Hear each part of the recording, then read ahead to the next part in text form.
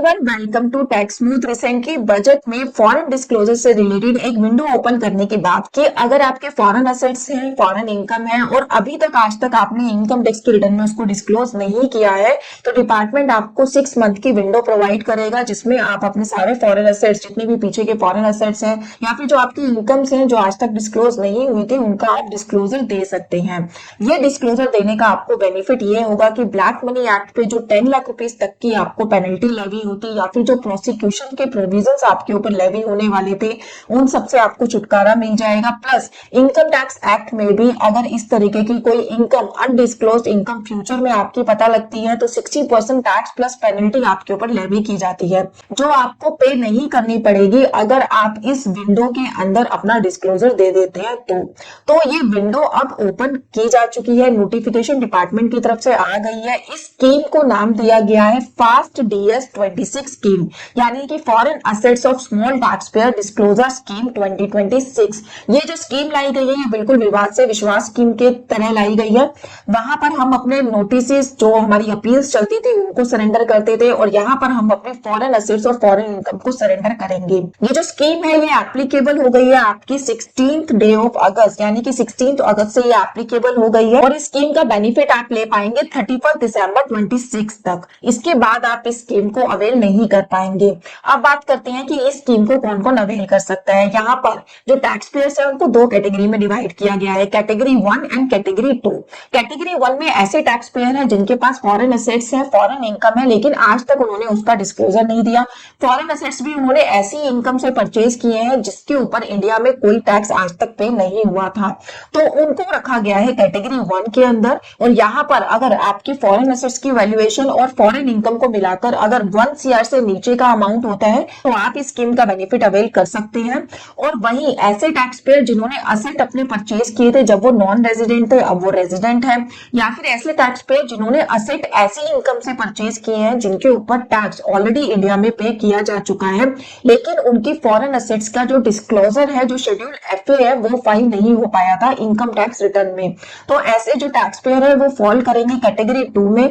अगर उसका amount 5 CR से नीचे है तो आप इस स्कीम का बेनिफिट ले सकते हैं। अगर इससे ज्यादा आपका अमाउंट है 1 CR और 5 CR से, तो आप ये फॉर्म को फिल नहीं कर पाएंगे। कैटेगरी 1 के जो टैक्स पेयर हैं, अगर आप अपनी इनकम को डिस्क्लोज कर रहे हैं, अपने फॉरेन असेट्स को डिस्क्लोज कर रहे हैं, तो यहाँ पर आपको टैक्स पे करना पड़ेगा 60% तक। इसमें इंक्लूड है 30% टैक्स और 30% एक्स्ट्रा टैक्स जो इस स्कीम में आपको पे करना होगा। वहीं ऐसे टैक्स पेयर जिनको सिर्फ अपना शेड्यूल FA फाइल करना है, सिर्फ डिस्क्लोजर देना है, टैक्स वो ऑलरेडी पे कर चुके हैं इंडियन इनकम पर, तो उनको जो पेनल्टी पे करनी पड़ेगी ओनली ₹1 लाख। सिर्फ इतना पे करके जो ब्लैक मनी एक्ट की 10 लाख रुपीस तक की पेनल्टी है, उससे वो छुटकारा पा सकते हैं। अब बात करते हैं कि स्कीम में कौन कौन से फॉर्म्स इन्वॉल्व है। टोटल स्कीम को 4 फॉर्म्स में डिवाइड किया गया है, फॉर्म 1, 2, 3 एंड 4। फॉर्म 1 जो आपका है वो है जो टैक्स पेयर फाइल करेगा। ये टैक्स पेयर की तरफ से एक डिक्लेरेशन होगी जिसमें उसको सब कुछ मेंशन करना होगा कि कौन कौन से एसेट है उसके, किस कंट्री में है, कब कब वो परचेज किए गए थे और उनके ऊपर उसको क्या इनकम अर्न हो रही है।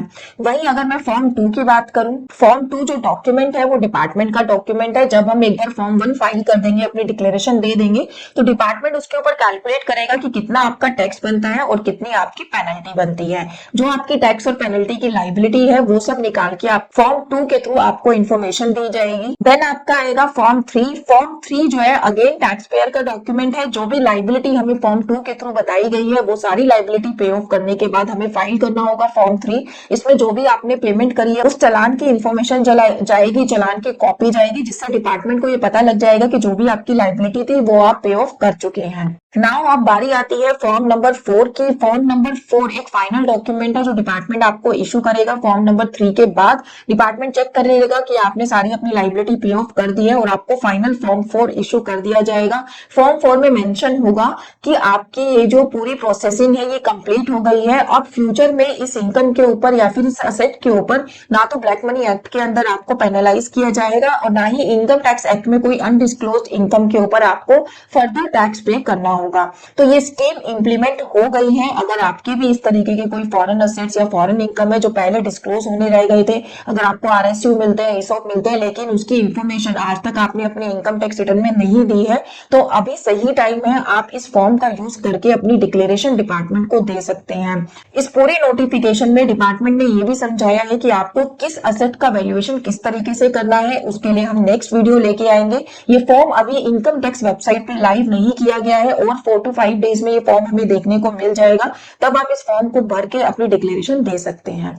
आगे आने वाली वीडियोस में हम आपको बताते रहेंगे कि फॉर्म कैसे फाइल करना है, कैसे आपको वैल्यूएशन करनी है, कौन कौन फाइल कर सकता है। अगर आप कभी कभी अपनी इंफॉर्मेशन दे चुके हो अपने शेड्यूल एफए में और कभी कभी आपने नहीं दी है, तो उस सिचुएशन में आपको क्या करना है, डिटेल वीडियोस चैनल पे आपको मिलेगी। चैनल को लाइक एंड सब्सक्राइब कर लीजिए। इससे रिलेटेड अगर हमारी सर्विसेज चाहिए तो गिवन नंबर पे हमसे कनेक्ट कर सकते हैं। Thank you so much.